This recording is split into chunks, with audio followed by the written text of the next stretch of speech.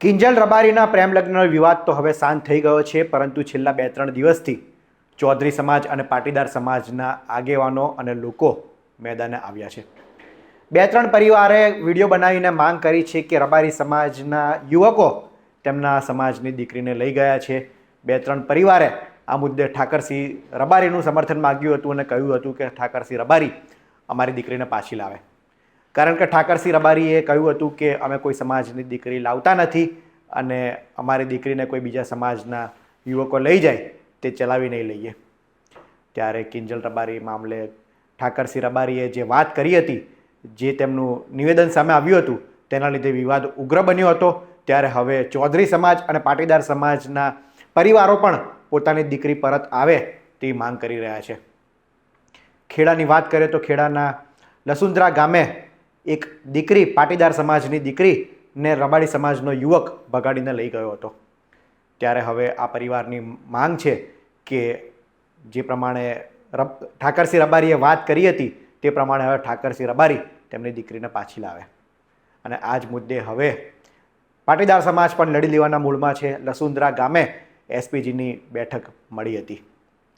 પીડિત પરિવાર સાથે એસપીજીના આગેવાનોએ ચર્ચા કરી હતી, જેમાં પૂર્વીન પટેલ, આ ઉપરાંત પાટીદાર સમાજના વરુણ પટેલ, દિનેશ બામભણિયા સહિતના આગેવાનો ઉપસ્થિત રહ્યા હતા। મારે તો બીજું કશું જ કહેવું નહીં। મારે રબારી સમાજમાં મારી દીકરી ગઈ છે તો મારે રબારી સમાજ સાથે હું આશા રાખું છું કે મારી દીકરી મને પરત સોંપે। જેમ એમને કિંજલબેન લીધા એવી રીતના મારી દીકરી તો જોઈએ સાહેબ। મારી દીકરી મને પરત રબારી સમાજમાં એમ કેમ પાછી જોઈએ।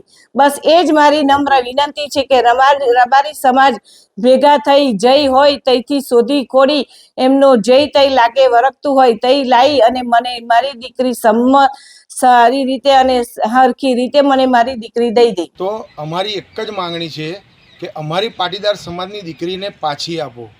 જ્યારે રબારી સમાજની કોઈ દીકરીએ કોઈ ચૌધરી સમાજના છોકરા જોડે લગ્ન કર્યા હતા તો એમના દરેક સમાજના આગેવાનો, ઠાકરસિંહભાઈ હોય કે એમના સમાજના યુવાનો હોય, એમને સોશિયલ મીડિયાના માધ્યમથી એવું કેમ્પેનિંગ ચલાવ્યું કે અમારી દીકરી અમને પાછી આપો। અને ચૌધરી સમાજ અને રબારી સમાજે મિટિંગ કરી અને એમની દીકરીને પાછી આપી।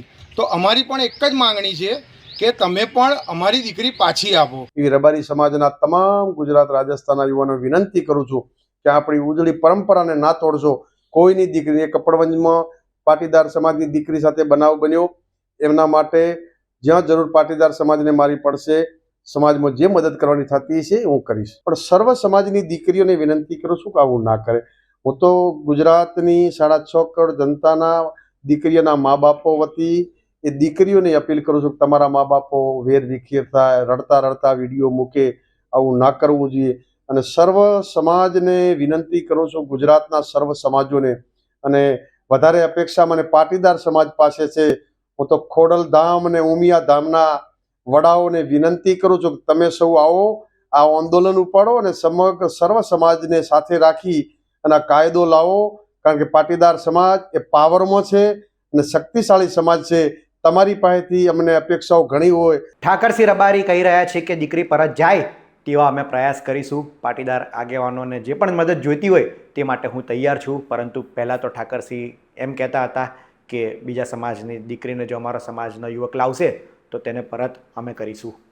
ત્યારે હવે ઠાકરસિંહ રબારી કાયદાકીય વાત કરી રહ્યા છે, સર્વજ્ઞાતીય આગળ આવે અને આ મામલે કાયદો બને તેવી તેઓ માંગ કરી રહ્યા છે। પરંતુ જ્યારે કિંજલ રબારીની વાત હતી ત્યારે તો આવી વાત ઠાકરસિંહ રબારી કરતા નહોતા। ત્યારે તો તેઓ ધમકી આપતા હતા અને ખુલીને કહેતા હતા કે કાં તો મારીશું કાં તો મરીશું, પરંતુ અમારા સમાજની દીકરી અમને પાછી જોઈએ। ત્યારે હવે પાટીદાર સમાજ આ મુદ્દે લડત લડી રહ્યો છે અને દીકરીને પરત આવે તેવા પ્રયાસ કરી રહ્યો છે। મોડાસા પોલીસ સ્ટેશને પણ પીડિત પરિવારજનોએ વાત કરી હતી। ત્યારે હવે સમાજના આગેવાનોએ પણ લડત લડવાની તૈયારી દર્શાવી છે। આમાં ઠાકરસિંહ રબારી કઈ રીતનો સહકાર આપે છે અને દીકરી પાછી આવે છે કે નહીં તે જોવું રહ્યું। આ મામલે આપ શું માની રહ્યા છો તે અમને કોમેન્ટમાં જરૂર જણાવશો। આવા જ ઇન્ફોર્મેટિવ વિડીયો માટે વીટીવી પંચાયત જોતા રહો। ધન્યવાદ।